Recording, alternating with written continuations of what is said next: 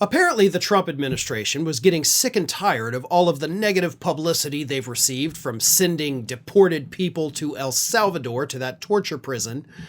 So, they recently, quietly, actually last month, March 13th, struck a deal with another country to send deported people there, as well as, of course, to El Salvador. That country happens to be Rwanda in East Africa. And that may be even more dangerous than sending them to that prison in El Salvador. And here's why. At least El Salvador is connected by land, okay? It's not some crazy far-off country. It's Central America. You could get there in a car if you absolutely had to. Rwanda, on the other hand, is separated by the Atlantic Ocean, a world away, basically. We can kind of keep tabs on what's happening in El Salvador. We really have no way to do that with the country of Rwanda. And here's the kicker. They've already started. Let me read you this. A State Department cable sent from the U.S. Embassy in Rwanda's capital, Kigali, on March 13th stated that the country would be willing to accept such people. A new cable sent this past Tuesday from the State Department said that a refugee from Iraq, Omar Amin, became the first person to be officially deported to Rwanda thanks to this agreement.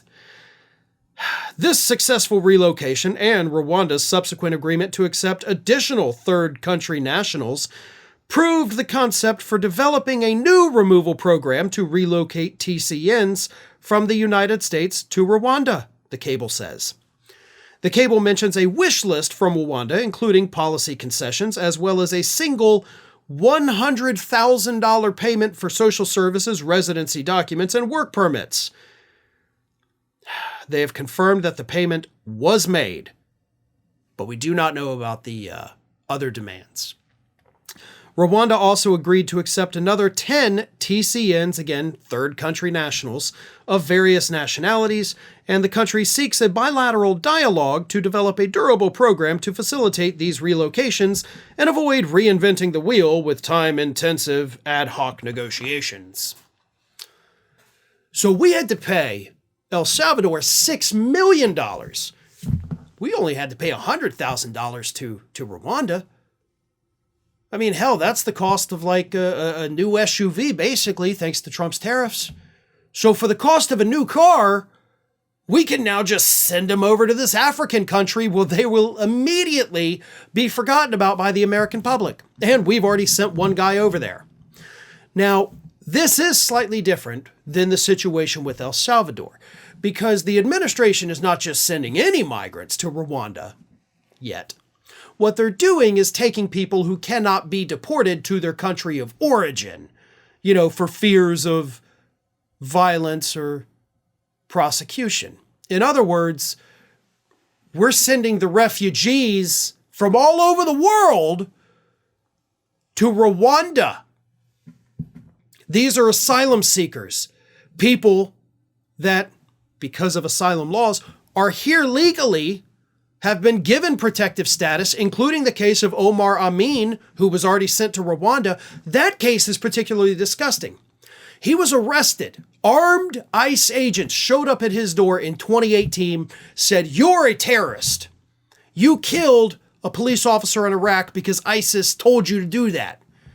So they take him to court, and the judge looks at this and he's like, there is not a single piece of credible evidence here. Like, this is ridiculous. None of this is true, and it's obviously not true. He was actually in Turkey. Like, we have documentation showing he was in Turkey during the time this officer was allegedly killed by him. Like, that's not even possible. Let him go. He is now under a protective status and cannot be deported. That was 2018 during the first Trump administration. During the Biden administration, they did it again and began deportation proceedings. Even though it had been proven this man was not a terrorist, he was not a threat, he was here as an asylum seeker. He was actually in Turkey, by the way, awaiting his asylum status from the United Nations, which granted it to him. And that's how he came to the country. But the Biden administration began deportation hearings and proceedings, And the Trump administration said, get them over to Africa. This is insane. This is the beginning of the end. It genuinely, for America, this is the beginning of the end. And it will not stop with El Salvador and Rwanda either.